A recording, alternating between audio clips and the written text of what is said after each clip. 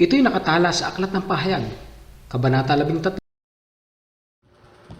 Magandang gabi po sa inyong lahat, mga minamahal kong mga tagapakinig ng salita ng ating Diyos. Ngayon po ang pag-aaralan po natin, ang unang halimaw. Ito po ang ating pag-aaralan natin. Ang unang halimaw, episode 8 na po tayo. Dalangin ko po sa tulong ng ating Diyos Ama na nasa langit, ay buksan po ang ating espiritual na kaisipan na ipaunawa sa atin ang banal na salita niya. So, dalangin ko po sa Diyos na makakilala ang mga taong makikinig ng kanyang salita.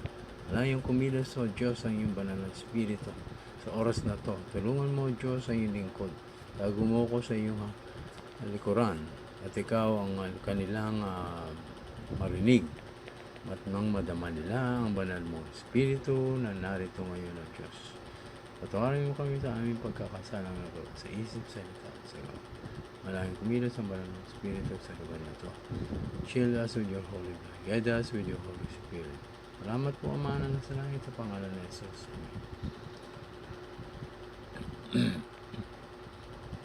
So, basahin po natin sa Pahayag 13 verse 1 to 10.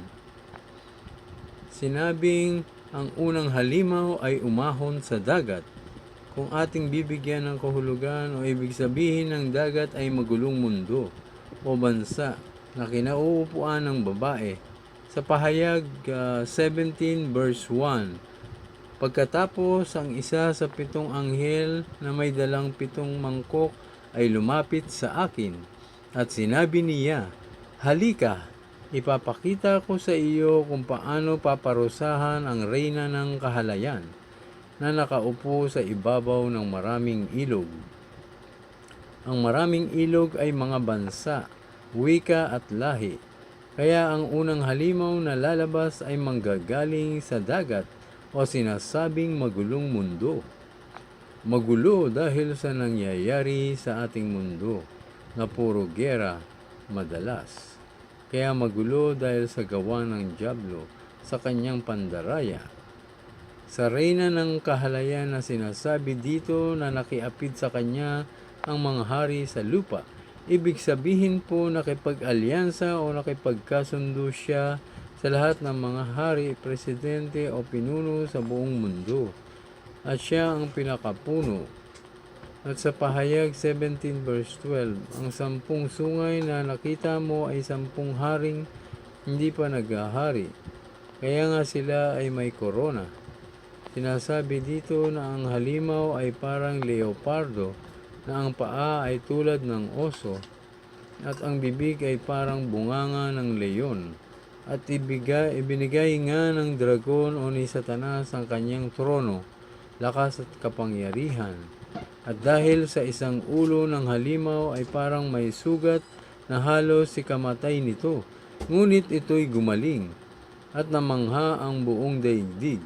Kaya nagsimulang sumunod at sumamba ang mga tao sa dragon at halimaw, at pinahintulutan ang halimaw na digmain ang mga hinirang ng Diyos, na pinahintulutang mamahala sa lahat, sa bawat lahi, wika at bansa. Ang tanong, sino nga ba itong sinasabing unang halimaw? Ngayon, alam na natin na hindi literal yan, dahil wala namang halimaw na tulad ng ganyang anyo. Kung hindi literal yan, anong ibig sabihin yan?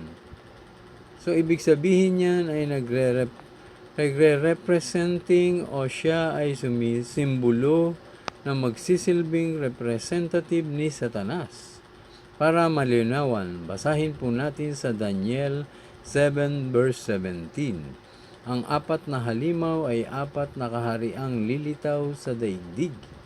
Sa Biblia pala kapag sinabing halimaw, hindi literal yun, kundi mga hari pala na lilitaw sa lupa. At ito nga ay lumitaw sa dagat. Basahin natin sa Pahayag 17 verse 15. Ang nakita mong mga ilog na kinauupuan ng babae ay mga lahi, mga bansa at mga wika. Kaya ang represent ng tubig dagat ay maalon. Basahin pa natin sa Isaiah 57 verse 20. Ngunit ang masasama ay tulad ng dagat na laging maalon. So iyon po ang ibig sabihin ng maalon, masasama. Kapag sinabing masamang mundo o maalong mundo, sa isang maalong dagat, siyempre palaging nag-aaway ang mga tao, walang kapayapaan, puro gera o kaguluhan. Yung leon, leopardo, oso, pinakita na yan sa panahon ni Propeta Daniel at kay Juan. Mula sa pahayag, babalik tayo sa panahon ni Propeta Daniel, 1,500 years. Basahin natin sa Daniel 7 verse 3 to 4. Mula sa dagat ay may umahong apat na iba't ibang halimaw. Ang una ay parang leon, ngunit may mga pakpak ng agila. Habang ako'y nakatingin, nabunot ang mga pakpak nito. Umangat ito sa lupa at tumayong parang tao. Una ay parang leon, ngunit may mga pakpak ng agila. Habang ako'y nakatingin, nabunot ang mga pakpak nito. Umangat ito sa lupa at tumayong parang tao. Binigyan ito ng isip ng tao. Ang ikalawa naman ay parang oso. Ang dalawang paa lamang nito sa huli ang inilalakad at may kagat pang 3 tadyang. May tinig na nag-utos dito, sige, magpakasawa ka sa karne. Ang ikatlo ay kahawig ng leopardo. Ito'y may 4 na pakpak sa likod tulad ng sa ibon, 4 din ang ulo at binigyan ito ng kapangyarihan. Pagkaraan, nakita ko ang ika-4 na halimaw. Nakakatakot ito at napakalakas. Bakal ang ngipin nito at niluluray ang anumang makagat. At tinatapakan ang matira doon. Kakaiba ito sa 3 nauna sapagkat ito'y may 10 sungay. Yung leopardo at oso ay nakita na noon ni Daniel at may kanya-kanya silang katawan. Di tulad ng kay Apostol Juan sa pahayag na itong tatlong hayop na ito ay nagsanib sa isang katawan. Ang tanong natin, sino itong leon na ito? Oso at leopardo. Mayroon pang-4 na hayop, kaya lang napakakatakot ito. Ngayon, sino-sino itong mga hayop na ito? Basahin ulit natin sa Daniel 17 verse 17. Ang 4 na halimaw ay 4 na kahariang lilitaw sa daigdig. At alamin natin ang 4 na haring lilitaw sa daigdig. Basahin natin sa Daniel 2 verse 36 hanggang 40. Mahal na hari, iyan po ang inyong panaginip. At narito naman ang kahulugan. Kayo po ay pinakadakila sa lahat ng mga hari. At kayo po ay pinagkalooban ng Diyos sa langit ng kaharian, kapangyarihan, lakas at karangalan. Niloob ng Diyos na masakop ninyo ang lahat ng tao, hayop at ibon sa lahat ng dako. Kayo ang ulong gintong iyon. Ang susunod sa inyo ay ang ikalawang kaharian na mas mahina kaysa inyo. Pagkatapos lilitaw ang pangatlong kaharian na sinasagisag ng tanso at sasakupin nito ang buong daigdig. Ang pang-4 na kaharian ay sintigas ng bakal. At tulad ng nagagawa ng bakal, dudurugin ng kahariang ito ang buong daigdig. Nabasa natin ang 4 na kaharian at ngayon ay inilalarawan nito ng mga metal na nakadikit sa rebulto. May ginto, pilak, tanso at bakal. Kapag nalaman na natin ang 4 na ito ay malalaman natin kung sino ang 4 na hayop. Yung kasing 4 na hayop at 4 na metal ay iisa ang tinutukoy, yung 4 na kaharian. So yun, 4 na kaharian. Ang ginto, unahin natin sa Daniel 2 verse 38 na ating nabasa. Kayo ang ulong gintong iyon. Ang kausap ni Daniel dito ang hari ng Babylonia. Ang ginto ay siyang unang hari na nakita ni Daniel. Yung leon na may dalawang pakpak, siya rin yun. Kapag pinag-aralan natin ang arkeolohiya or archaeology, may natuklasan sila ng simbolo ng Imperyong Babylonia. At ang simbolo ay ang leon na may pakpak. Tamang-tama talaga sa sinasabi ng Biblia. Ano pa ang sinabi ni Daniel sa hari ng Babylonia? Na nabasa natin sa Daniel 2 verse 39 to 40. Sino ang tumalo sa Babylonia? Ang tumalo sa Babylonia ay si Haring Ciro, hari ng Medo-Persia. Basahin natin sa history, sa Wikipedia. Cyrus the Great in the Bible. Cyrus the Great was the founder of the Achaemenid Empire and king of Persia from 59 to 530 BC. He is venerated in the Hebrew Bible as Cyrus the Messiah for conquering Babylon and liberating the Jews from captivity. So siya nga po ang tumalo, ang king of Persia. Sino naman ang sumunod na tumalo sa Persia? Basahin uli natin ang history.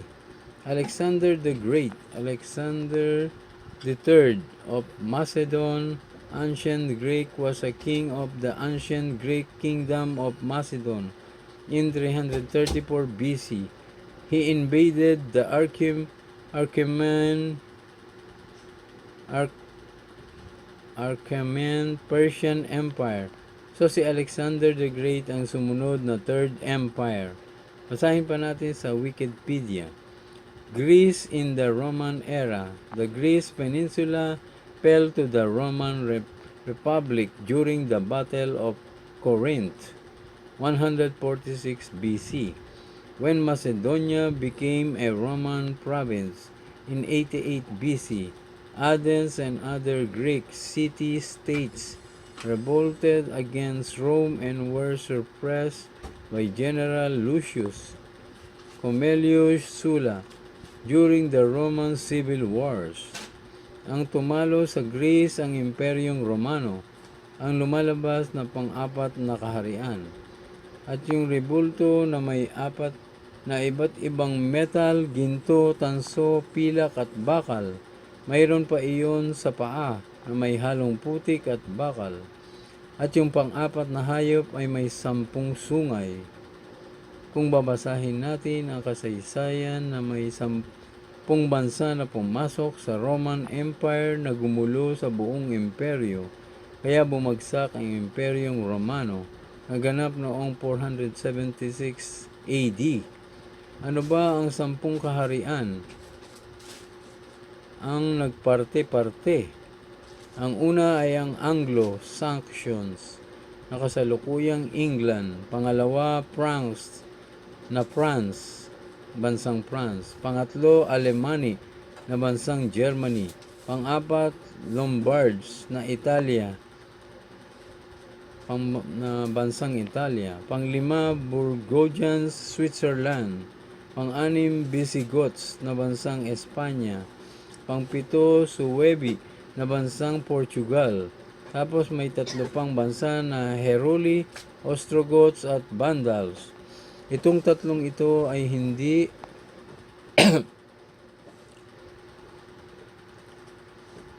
nag-survive at nawala sa mapa ng Europe. Ngayon, ang bansang Romano ay nahahati sa 2 imperyo, Western at Eastern Rome.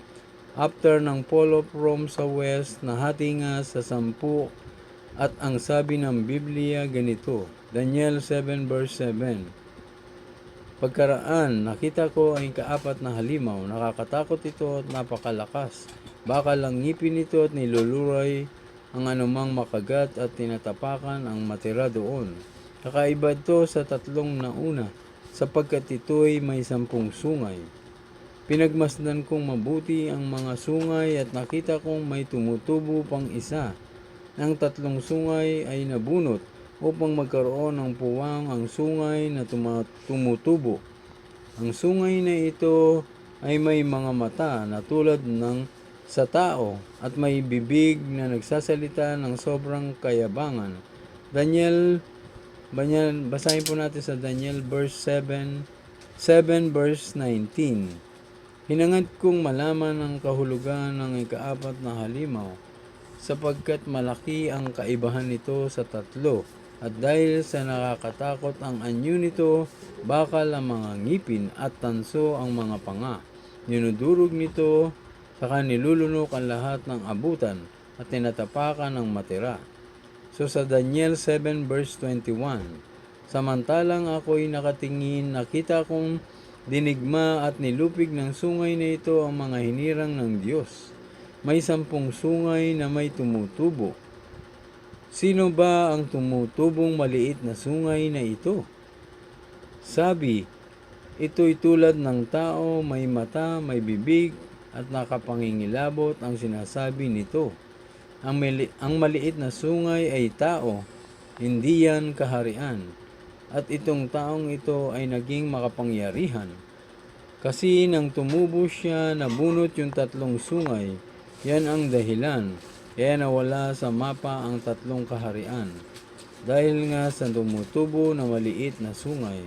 So, sino itong maliit na sungay na naghari after the fall of Rome? Basahin natin. The Latin Church in the Middle Ages sabi sa kanyang aklat, the Church will not listen to the Pope. At left the Second Empire will arise. True Second Empire will arise, and the Pope will be the master. He will be the master of Europe. Sino daw yung maliit na sungay na naghari sa imperyo after the fall of Rome? Ibig sabihin ang Pope ang magpapatuloy sa imperyo. Ang Papa sa Roma ang nagpatuloy. Sa kasaysayan, ang tawag sa Papa ay Pontiff, tawag ng mga tao. Alam nyo ba ang ibig sabihin ng Pontiff? Ang salitang Pontiff ay galing sa salitang Latin Pontifex. Yang titulong yan ay ia-apply lang sa isang emperor. At dito nakita natin na ang Papa ang nagmana sa mga Roman Emperor. Basahin pa natin isa pa. Sa aklat na What is Christianity? Na akda ni Adel Kohn Hammack. It is a political creation and as imposing as a world empire because the continuation of the Roman Empire. The Pope who calls himself King and Pontifex Maximus is Caesar's successor. Ang tanong, sino itong halimaw na pinasahan ni Satanas ng kanyang kapangyarihan? Alam nyo na yun. Kaya ang aral ng simbahan na ito ay wala sa Biblia. At huwag tayo magtaka kung wala talaga sa Biblia ang turo nila, na ipinagbawal pa nila ang Biblia at ang puno pala nila ay deputy pala ni Satanas dito sa lupa. Nakasulat po ito sa Biblia, sa Book of Revelation. Hindi na sungay ang itsura niya. Alam nyo kung bakit? Ibig sabihin niyan, minana niya lahat ng kaugalian, sistema, paniniwala nung 4 na kaharian. Kumbaga, siya na ang combined product ng 4 na kaharian. Yung pagluhod sa mga rebulto, pag-aalay, pananalangin, paggamit ng rosaryo, pagsamba sa Our Lady, yung Pasko, Valentine's, yung imahe ng babae na may sanggol, yung ostya, yung pagse-celebrate ng araw ng patay. Lahat yan, ginagawa na yan sa dating imperyo. Ginagawa na yan sa Babylonia, Persia, Greece. Pero wala sa Biblia. Kaya itong sungay na ito nag-evolve into a beast at combination siya ng naunang kaharian. At may 7 ulo ang halimaw. Ano-ano ito? Ito ay ang Babylonia, Medo-Persia, Greece, Rome, Lysimachus, Cassander, Ptolemy, Seleucus, Nicator. Kaya nag-evolve yung maliit na sungay. Kaya nag-combine. Pagdating sa pahayag, nag-evolve to show into satanic, evolve into a religious, into power. Ayon sa Biblia, sa pahayag 13 verse 7 to 38, pinahintulutan din siyang salakayin at gapiin ang mga hinirang ng Diyos. At binigyan siya ng karapatang mamahala sa bawat lahi, lipi, wika at bansa. Sasamba sa kanya ang lahat ng nabubuhay sa ibabaw ng lupa, maliban sa mga taong ang pangalan ay nakasulat sa aklat ng buhay, magmula pa ng likhain ng sanlibutan. Ang aklat na ito ay iniingatan ng korderong pinatay. Ngayon, tignan natin ang salita ng Papa sa Wikipedia. Sabi dito, List of apologies made by Pope John Paul II. Dito nag-apologize ang Papa sa mga Jews, women, people, na nangyari noon na tinatawag na Inquisition, na kung saan ang lahat ng hindi Katoliko ay pinahihirapan, tinotorture at pinapatay. Yun ang Inquisition. Basahin nyo na lang po yan. At ang mga nagsuffer sa kanila ang mga protestante po. Ngayon ang western ng Rome ay sumalakay sa mga Ostrogoth at nakuha uli ito ng Rome sa pamamagitan ni General Belisarius 533 AD to 538 AD. At nabawi nga ito. At dito umupo ang Papa. Naghari na siya dito.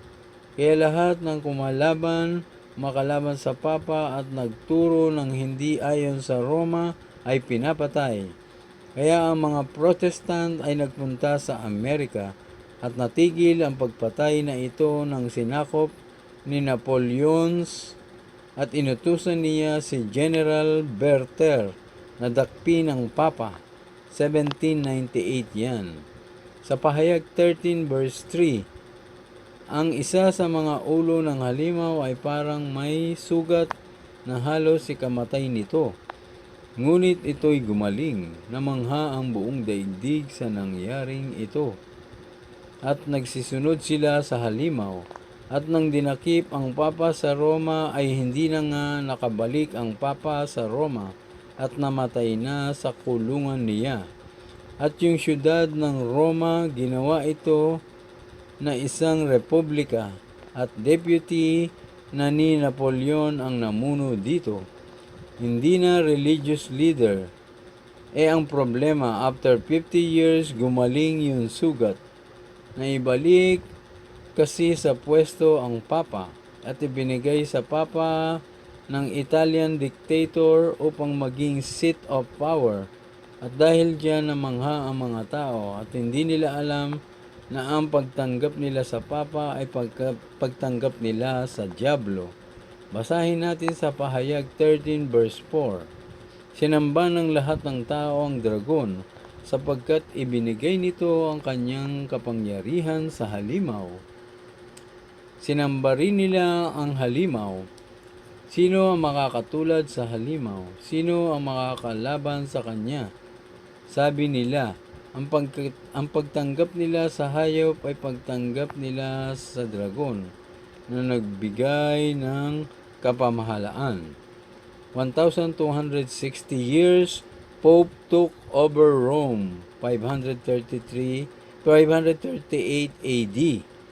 Arrest of the Pope, 1798. Sa pahayag 13 verse 5, pinahintulutang magyabang ang halimaw, manlait sa Diyos at maghari sa loob ng 42 buwan. So 42 months equals 1,260 days. 1,260 days equals 1,260 years. Ezekiel 4 verse 6, from 538 AD to 798. Total of 1,260. So, yan lang po ang ating topic sa ngayon. Pagpalain po kayo ng Diyos Ama, ng Anak at ng Espiritu Santo. At patuloy tayong manalangin. Magpatawad tayo sa mga nagkasala sa atin.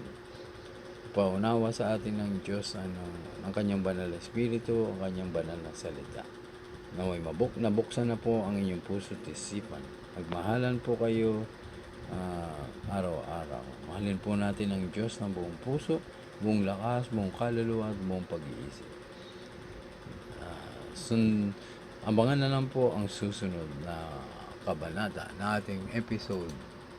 Salamat po. God bless po sa inyo lahat. In Jesus' name, Amen.